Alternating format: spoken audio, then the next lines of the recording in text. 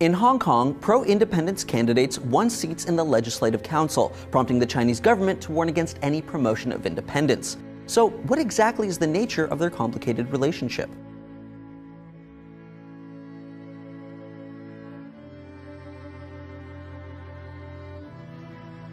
Well, the officially named Hong Kong Special Administrative Region of the People's Republic of China is not an independent country. From about the mid-1800s, Hong Kong was a British-occupied colony, stemming from the spoils of the Treaty of Nanking after the First Opium War.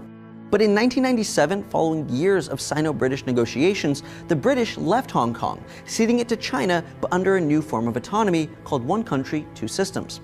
Essentially, this was a compromise between Hong Kong wanting to be fully autonomous and sovereign, and China wanting to exert control over its neighboring territory. Although the two are indeed one country, the People's Republic of China, Hong Kong is relatively autonomous. It has its own government with independent executive, judicial, and legislative branches, and pretty much everything else a sovereign country could have: a legal system, law enforcement, immigration policy, even its own currency, the Hong Kong dollar, also called a Hongqi.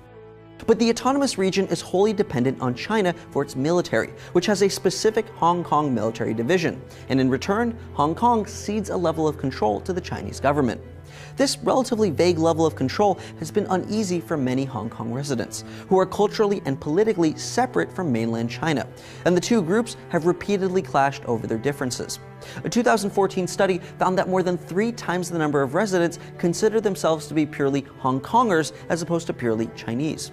A growing stereotype against people from mainland China is that they're rude or impolite, while those from the mainland see Hong Kong residents as spoiled and ungrateful.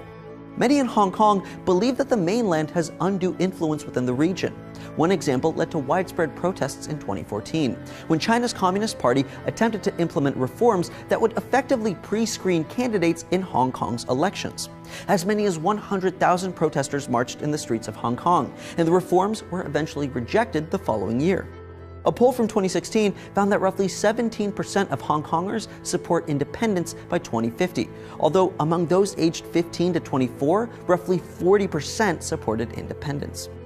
Mainland China and Hong Kong have different histories, cultures, and demographics, and yet they also hold strong trade and travel relationships. This crossover has been ripe for cultural clashes, but the real distaste between the two is political.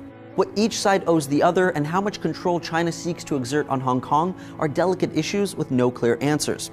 As they struggle to find a middle ground, there's no question that more disagreements and protests hang on the horizon. This episode is brought to you by Squarespace. Creating a website with Squarespace is simple and there's no coding required. You get a custom domain for free if you sign up for a year on squarespace.com. And if you enter offer code SEEKERDAILY at checkout, you get 10% off. Squarespace, set your website apart. Hong Kong isn't China's only contentious and autonomous region.